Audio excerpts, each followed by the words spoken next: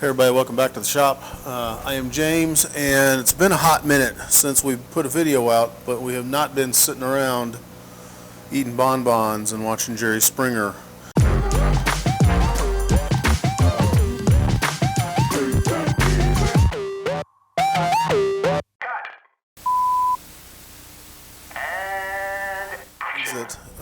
That I did, in fact I did this today, was I took my old Workmate 550 and I took the legs off the bottom of it because it has these little plastic retaining clips that when it gets really cold they tend to break on you. And so I just put a piece of flat bar and I've got some small wheels on it. So now it's easier for me to move this metal cutting station, I don't know what you want to call it, because when the truck needs brakes, I need to get into this area, so I have to clear everything out, and this is just going to make it a little easier to do that. It's not a monumental, huge project. It's something anybody can do. The only, if you're going to call it difficult, the only difficult part of it was on this bar stock. I had to drill a hole big enough for the studs on those wheels to go through. They're just, there's a thin stamped metal bracket on the opposite side of that, so there wasn't any welding or anything. I just drilled a couple of holes, and then I ended up cutting the little stubby legs off of it. So it's not rocket surgery, but it'll make the shop a little bit easier to get around in. I guess we could talk about this. This is part of my first foray into the CNC plasma cutter that I have access to. And as you can see, it doesn't do teeny tiny very well, which is the whole reason you do a test in the first place, so that you can figure out if this is if this tool is going to do what you want it to do, and at the size of this scale, it's not going to do what I wanted it to do, and that's okay, because you only know what you know. The cuts are decent. It does what I told it to do, but the kerf was a little wider than I thought it was going to be, so the bridges that I had on some of these letters wouldn't hold up, and the material that was left over in these little pieces wasn't enough for it to actually do anything. So now if we go back to here, then it's actually doing a very decent job. This piece here is 16 gauge hot rolled, and the guy who is kind of guiding me at my makerspace says it'll do this stuff all day long. Now, the biggest part of all of this is the minutia, the little teeny tiny stuff. So on these cutout letters, I wasn't actually trying to make a stencil, although I did make a fairly nice stencil up there on the top. So I got lead-ins and lead-outs that are on the wrong side, and part of that is you only know what you know, but then the other part of that is I was working in Inkscape to make my scaled vector graphics, which I would then have to import into SheetCam, which is what would compile my G code. And for some reason, the DXF file that Inkscape would spit out, it was connecting, it was leaving open where I'm transitioning from this curve onto a straight vector here. It wasn't connecting this. So there was a spot in there that it wasn't connected. So then I've got an open path, which is apparently no bueno. It would do the same thing up here on this R, and so it was trying to go back and figure out how to get that program to work with a different program, which kind of worked.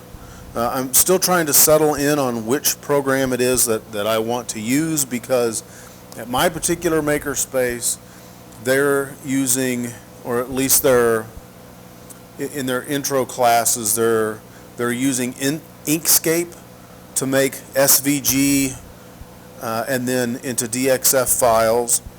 They're using, and that's for the plasma. If you're going to use the CNC router in the wood shop, you're using VCarve, and if you're working on the lasers, then you're using Corel Draw.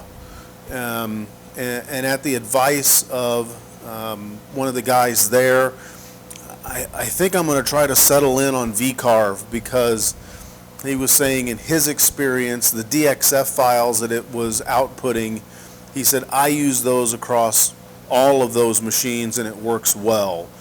Whereas the problems that I was having with Inkscape and their DXF files were something that they run across fairly frequently.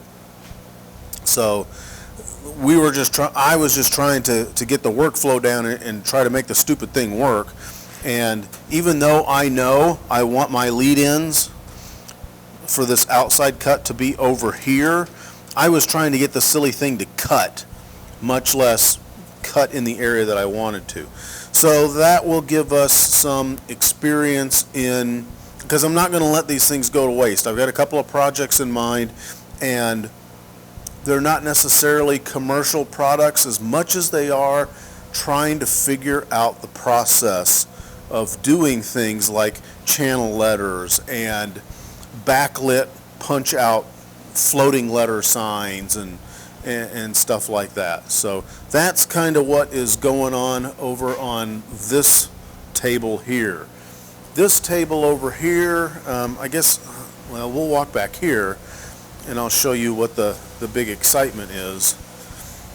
The big excitement is we spent the big money, and I got an adapter called a dog bone, and so now I'm running a big giant 220 cable all the way over to the welder. So now we're utilizing 220 on our prime weld 225. As you can see, we can go all the way up to the fun stuff. It says 226, so don't tell the people at Prime Weld. I think I got an extra amp as a bonus. Something I'm going to do here real quick is I'm going to weld up. I'm making a little bracket to mount my phone into my vehicle with. Aluminum. There's going to be like 2 little spot welds and then a finished weld there, and then we're gonna try to finish it out, and then we'll probably try to sand that down, perhaps with our new little sander.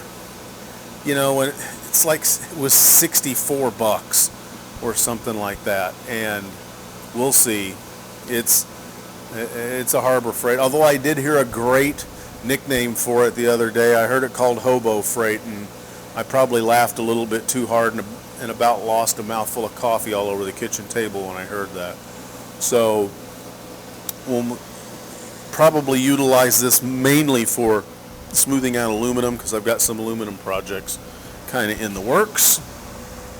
And then once we get done with this, then we're going to start welding up the holes on this, because I've got a hole welding project that I need to do. It's a piece of cast aluminum, and the piece that I'm working on is cast aluminum as well. And then we're going to get to work on this poor little mystery shaft over here on the other end.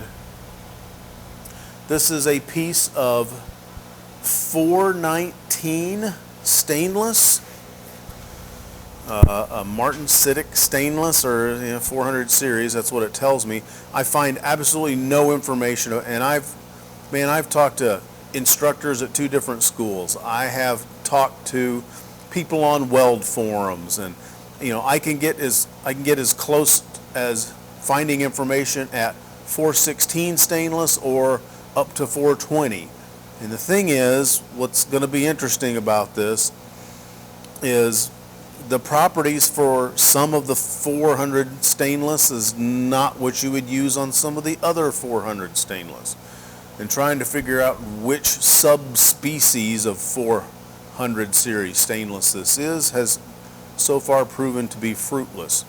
So I've spoken to the owner about this particular shaft, and he's like, you know what, we're just going to scrap it. But what I've been able to talk to them about is we're going to go ahead and give this a shot. We got to do a build-up on the end of this right there,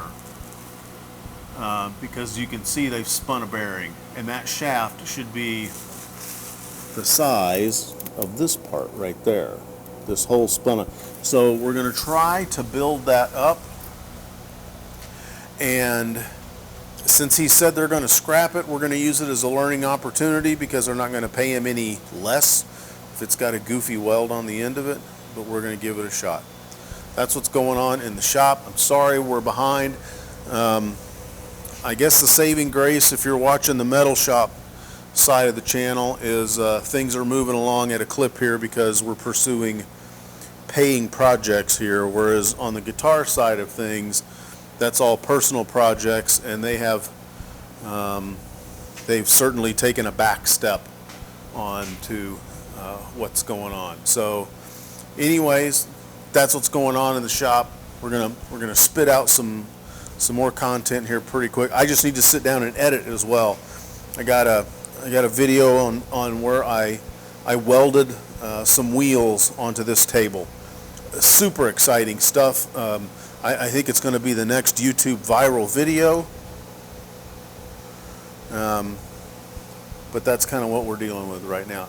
On top of that, the fact that it's freaking cold in Ohio right now, so we're kind of fighting it. And we've been working on vehicles in this part of the shop, because it's one of the reasons you have this part of the shop. So when it's 20 degrees outside and your brakes are going bad, you can just pull it in here and get to work.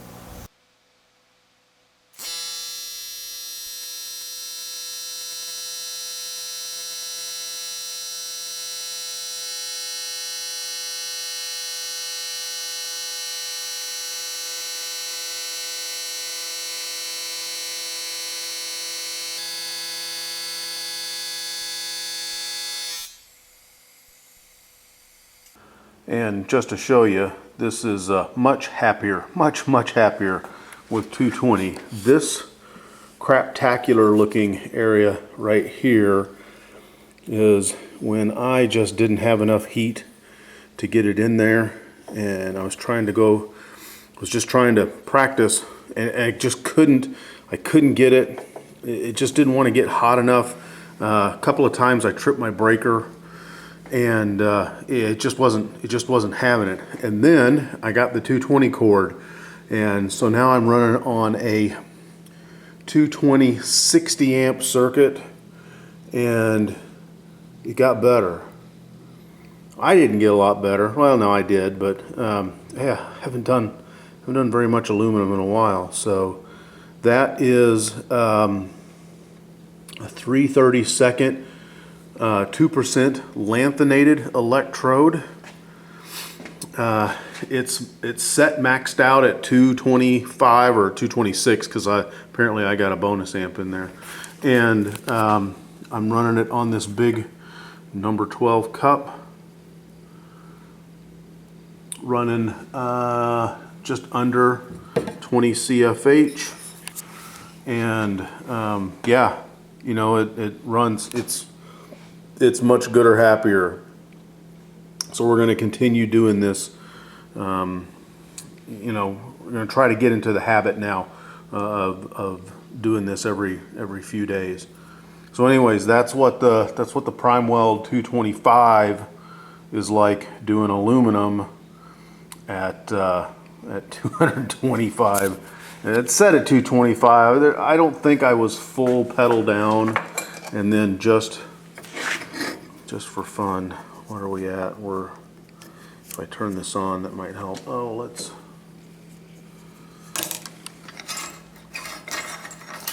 do it like this. That's what we're at for thickness.